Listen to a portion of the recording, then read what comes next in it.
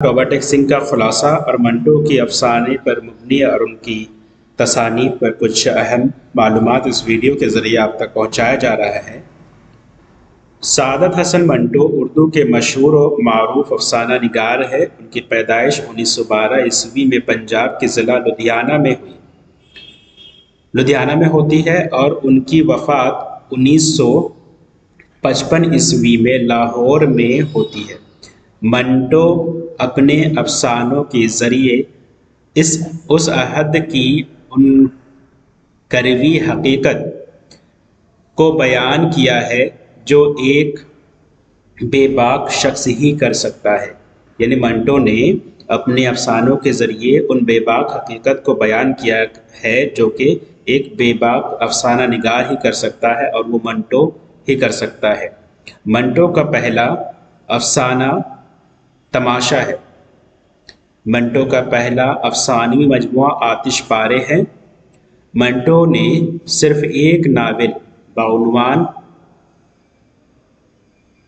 بغیر عنوان کے صرف ایک ناول لکھا جو بغیر عنوان کے لکھا ہے۔ اس کے علاوہ انہوں نے 22 شخصیتوں پر خاکے لکھے ہیں۔ منٹو کم و بیش 100 ریڈیائی ڈراموں کے خالق و مالک ہیں۔ یعنی منٹو کے یہاں کم و بیش 100 ریڈیائی ڈرامے ہیں، 22 شخصیتوں پر خاکے ہیں، اور انہوں نے صرف ایک ناول بغیر عنوان لکھے۔ ایک تحقیق کے مطابق منٹو کے یہاں 233 افسانے موجود ہیں۔ 233 افسانے 233 افسانے موجود ہیں۔ ان افسانوں میں سے منٹو کے 5 افسانے بنام دھواں، کالی شلوار، بھوک، ٹھنڈا گوشت اور اوپر نیچے اور اوپر، یہ 5 افسانے ایسے ہیں جس پر تعزیرات ہند کی دفعہ 292 کے تحت حکومت پنجاب لاہور میں عدالتی مقدمے منٹو کے اوپر چلائے گئے۔ یعنی یہ 5 افسانے ایسے ہیں کہ انہوں نے منٹو نے 233 افسانے لکھے، جن میں سے 5 افسانے دھواں، کالی شلوار، بھوک، ٹھنڈا گوشت اور اوپر نیچے اور درمیان کہ یہ وہ ایسے 5 افسانے ہیں جس پر تعزیرات ہند یعنی انڈین پینل کوڈ آئی پی سی کے تحت دفعہ 292 کے تحت حکومت پنجاب یا لاہور، جو کہ اس وقت ہندوستان میں ہی شمار تھا، جس میں عدالتی مقدمے منٹو کے اوپر چلائے گئے۔ حقیقت پسند اور بے باک افسانہ نگار منٹو نے صرف 41 ایئرس کی عمر پائی۔ خرابی صحت کے سبب 2 دفعہ پاگل خانے گئے۔ آخر میں عصمت چغتائی کو خط کے ذریعے پیغام بھیجا کہ کوشش کر کے مجھے ہندوستان بلوا لو، لیکن وہ واپس ہندوستان نہ آ سکے۔ ان کا انتقال وہیں یعنی لاہور میں 1955 عیسوی میں ہوا۔ منٹو کا افسانہ بعنوان رابرٹ ایکسنگ میں اسی پاگل خانے کا ذکر ہے، اور اس میں موجود ایک پاگل کے حالات کا ذکر کرتے ہوئے منٹو نے تقسیم ہند کے موضوع پر زور دے کر قابل قدر کارنامہ انجام دیا ہے۔ رابرٹ ایکسنگ کی کہانی دراصل یہ ہے کہ بٹوارے کے 2-3 سال بعد دونوں حکومتوں کو خیال آیا، یعنی دونوں حکومتوں سے مراد ہے ہندوستان اور پاکستان کو خیال آیا کہ اخلاقی قیدیوں کی طرح پاگلوں کا بھی تبادلہ ہونا چاہیے۔ یعنی جو دونوں حکومتوں نے، ہندوستان اور پاکستانی حکومتوں نے، یہ خیال آیا اس سے کہ اخلاقی قیدیوں یعنی جو قیدی ہیں ان کے ان کی طرح پاگلوں کا بھی تبادلہ ہونا چاہیے، جو ہندوستانی پاگل ہے اسے پاکستان بھیجنا چاہیے، اور جو پاکستانی پاگل ہے اسے ہندوستان بھیجنا چاہیے۔ یعنی جو مسلمان پاگل ہندوستان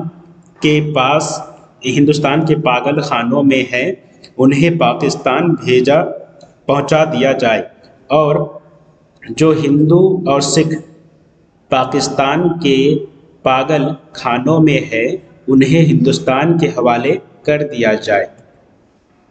ان پاگلوں میں ایک پاگل ٹوبہ ٹیک سنگھ، کردار کا نام ہے ٹوبہ ٹیک سنگھ تھا، اس کا اصل نام بھوشن سنگھ تھا۔ ٹوبہ ٹیک سنگھ کا اصل نام بھوشن سنگھ تھا۔ بھوشن سنگھ 15 سال سے پاگل خانے میں ایک لمحے کے لیے بھی نہیں سویا تھا، نہ لیٹا تھا، البتہ کبھی کبھی کسی دیوار کے ساتھ ٹیک لگایا کرتا تھا۔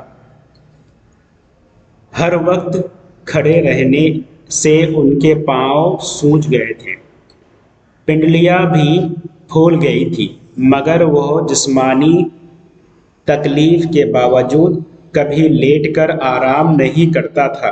بھوشن سنگھ کو جب یہ معلوم ہوا کہ اس کو ہندوستانی پاگل خانے میں لے جا رہے ہیں تو اس نے دوسرے پاگلوں سے پوچھنا شروع کر دیا، ٹوبہ ٹیک سنگھ ہندوستان میں ہے یا پاکستان میں، جہاں اس کی زمینیں ہیں؟ لیکن کسی سے بھی اسے کوئی تسلی بخش جواب نہیں ملتا کہ ٹوبہ ٹیک سنگھ کہاں ہے۔ ٹوبہ ٹیک سنگھ کہاں ہے سے مراد کیا ہے کہ ٹوبہ ٹیک سنگھ وہ پوچھتے ہیں کہ ٹوبہ ٹیک سنگھ کہاں ہے، ہندوستان میں ہے یا پاکستان میں ہے، یعنی ہماری زمینیں کہاں ہے، وہ ہندوستان میں ہے یا پاکستان میں ہے۔ یہ پاگل اس وقت پوچھتا ہے لوگوں سے جب اسے معلوم ہوتا ہے کہ اسے پاکستان سے ہندوستان اسے بھیجا جائے گا تمام پاگلوں کے ساتھ۔ کوئی کچھ نہیں بولتا۔ افسانے کے آخر میں پاگلوں کو سرحد پار بھیجا جا رہا ہے۔ جب بھوشن سنگھ کی باری آئی تو اس پار متعلقہ افسر، یعنی ایک جو افسر ہے جو اس پار اسے لے جائے گا، اس کا نام رجسٹر میں درج کرنے لگا تو اس نے پوچھا، یعنی بھوشن سنگھ نے پوچھا، ٹوبہ ٹیک سنگھ کہاں ہے، یعنی میرا گاؤں، میری جگہ، میری زمین وہ کہاں ہے جہاں پہ ٹوبہ ٹیک سنگھ یعنی کہ میں بھوشن سنگھ رہتا تھا، ہندوستان میں ہے یا پاکستان میں؟ ہندوستان میں ہے یا پاکستان میں ہے بتا دو۔ متقلہ افسر ہنسا، پاکستان میں۔ اس نے ہنستے ہوئے اس افسر نے کہا پاکستان میں۔ یہ سن کر بھوشن سنگھ اچھل کر اس طرف ہٹا، یعنی وہ اور رجسٹر کرنے کے وقت اس کی طرف نہیں کر کے اچھل کر دوسرے طرف ہٹ گیا، دوڑ کر اپنے باقی ساتھیوں کے پاس چلا گیا۔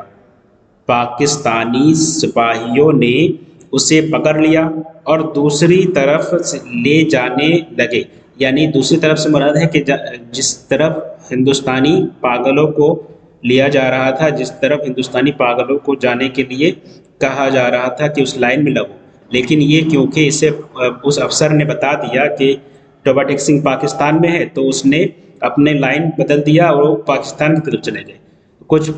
کچھ سپاہیوں نے اسے پکڑ کر پھر اس طرف لے کر آیا جس طرف لائن لگی ہوئی تھی ہندوستانی پاگلوں کی، مگر اس نے چلنے سے انکار کر دیا۔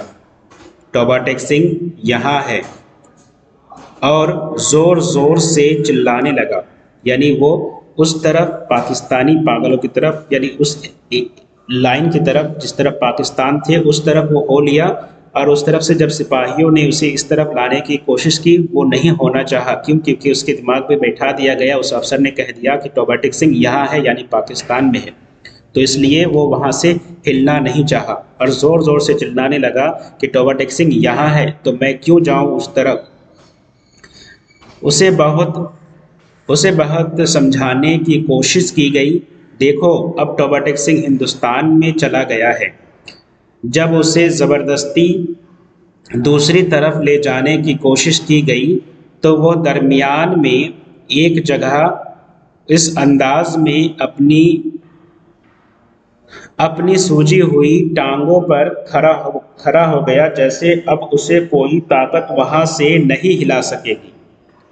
آدمی بے ضرر تھا اور اس لیے اس سے مزید زبردستی نہ کی گئی، اس کو وہ پنکھر رہنے دیا، وہ جس طرح تھا اسے اسی طرح رہنے دیا گیا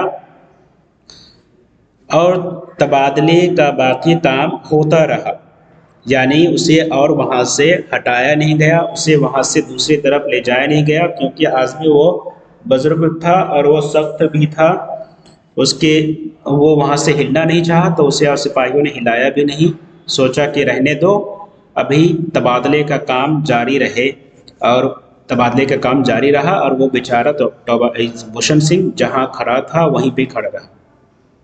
سورج نکلنے سے پہلے بھوشن سنگھ کے حق سے ایک فلک شکاف چیخ نکلی، آواز سن کر ادھر ادھر کے افسر دوڑتے ہوئے آئے اور دیکھا جو آدمی 15 برس تک دن رات اپنی ٹانگوں پر کھڑا رہا تھا وہ اوندھے منہ یعنی منہ کے بل گڑ کر لیٹ گیا۔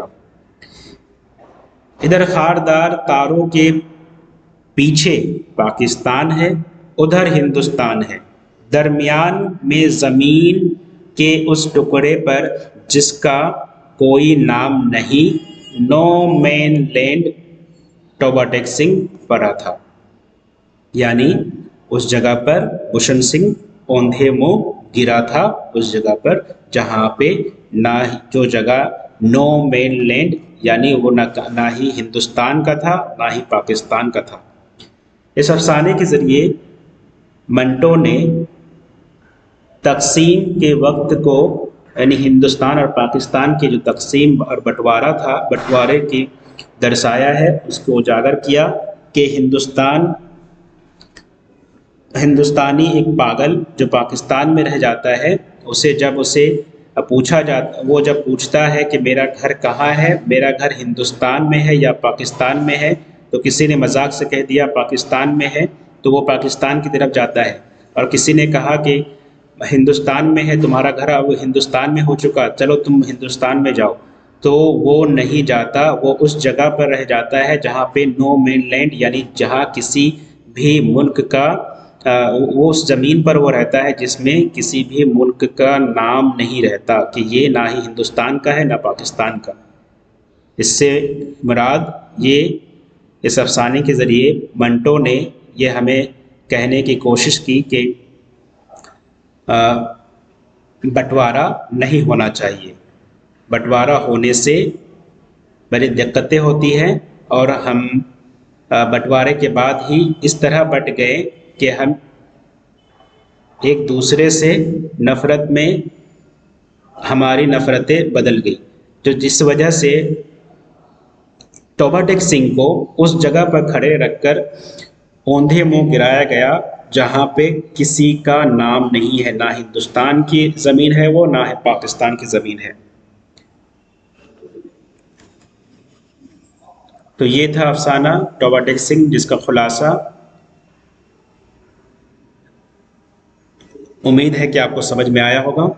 ویڈیو کو شروع سے آخر تک دیکھنے کے لیے بہت بہت شکریہ۔ اپنا اور اپنوں کا خیال رکھیں۔